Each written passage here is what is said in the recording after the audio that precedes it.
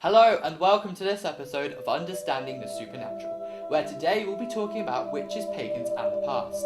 I am your presenter Daniel Eask and here is what is to come. We will be catching up with a witch enthusiast who will be talking about the past and how witches lived. Then we'll be interviewing someone that is a modern day neo-pagan, and there will be a discussion on religious views from an American devout Mormon and her views about paganism. Stay tuned. So, on with our first item, Dan, a witch enthusiast who will be talking about how witches lived back in the 1600s. Over to you, Dan. Thanks, Dan. Good morning to you all and welcome to the History Time with Dan, where I'm going to be talking about witches. A long time ago, there were these people during the 1600s where they believed in that bad act of being witches, where they'd be burned at the stake for being or doing rituals that aren't entirely human. In the eyes of the accusing ordinary people that are classed themselves as. Even though this isn't the first record of witches, the first recollection was in fact one of the first philosophers of Greece. Her name was Hypatia and was persecuted for the acts that she had been doing, such as astronomy and maths. There are still witches about right now, but aren't as bad as you'd think. They don't cast spells that are visual to the eye, like in films that are made today. They make the witches seem like bad, ugly people, like in the film Hansel and Gretel Witch Hunters, but I think it's safe to say that all you people have nothing to worry about. This has been History Time with Dan. Thanks for that little lecture on the past, Dan. I'd just like to apologise to our viewers.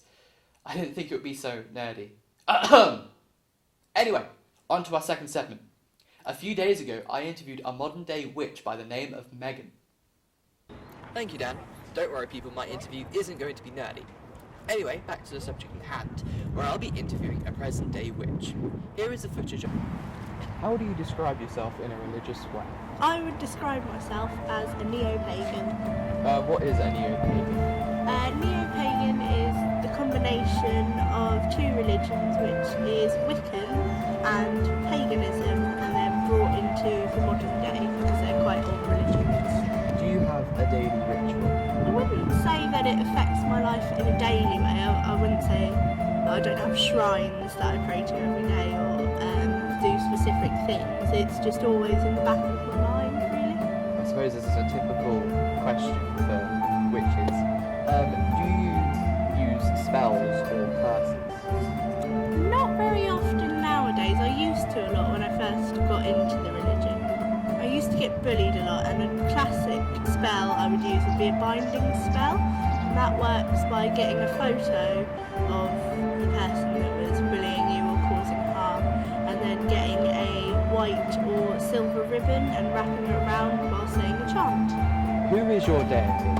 Well, there are two deities. Even though they are classed as one, they are called Asher and Akasha, and they are the male and female versions of what I suppose you would call God.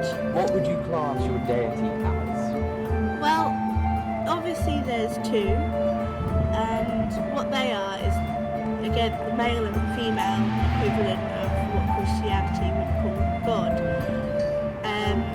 Some people worship both, some people worship one, some people worship both of them as one figure in either sex. However, I worship both because they are both male and female, and that equals equality. Some people believe that their god or deity is specifically male, specifically female, or in between, or neither. However, if there's two, Akasha and Asher, they represent equality because there's both sides of the spectrum. So you don't have specific objects that you class your deity as? No. How would you worship these deities? I wouldn't say that I worship them specifically. It's more the rules that they put out. We have a thing called the Wiccan Rede, which is, I suppose, what you'd call Christianity's Ten Commandments. I suppose that's what the equivalent is. And it's a long poem, sort of sonnet, and it's got lots of rules and instructions on how to live your life, and they are things like being kind and being generous and looking after nature, things like that. Do people treat you differently with you being a pagan or knowing that you are a pagan? really, because it doesn't really come up in conversation that often. Not a lot of people know, but even if they do, they're more interested than like nasty. So, is it because you don't want everyone to know you're a neo-pagan? No, I have no problem with people knowing or even asking questions about it. That's why I think it's good what you're doing, because it's raising awareness of something that's not very well known. When did you decide to become a pagan? I would say it was about 6 or 7 years ago. My auntie is a white witch, and she had a massive bookshelf of books about paganism and Wiccan and witch trials and everything to do with the religion. And I had a look at a lot of these books, and she gave me a few, and I read these and started to research into the history of the religion and what it believed in. And I also found a book in a charity shop, and it was all about this lady who practiced the religion very heavily, and she had like shrines, and she's cast every day, and it was talking about how you could utilise neo-paganism in your daily life, and I learned a lot from it. And after looking at all of it, I decided, yeah, I like this religion and what it stands for, and so I decided to become a neo-pagan. Before you became a pagan, were you treated differently? I don't think so. I think I was treated like any normal person, and I don't think people treat me differently now, even as I am. Okay, thank you very much.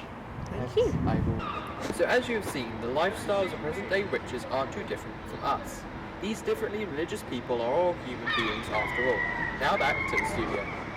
Now on to our third section, a live interview of an American devout Mormon talking about her religious views and her opinions on paganism. Trish's name and identity have been hidden at her own request. Hello Trish, let's get to it. How do you describe yourself in a religious way? I believe in a supreme being. Do you have a daily ritual? Yes. How do you worship your supreme being?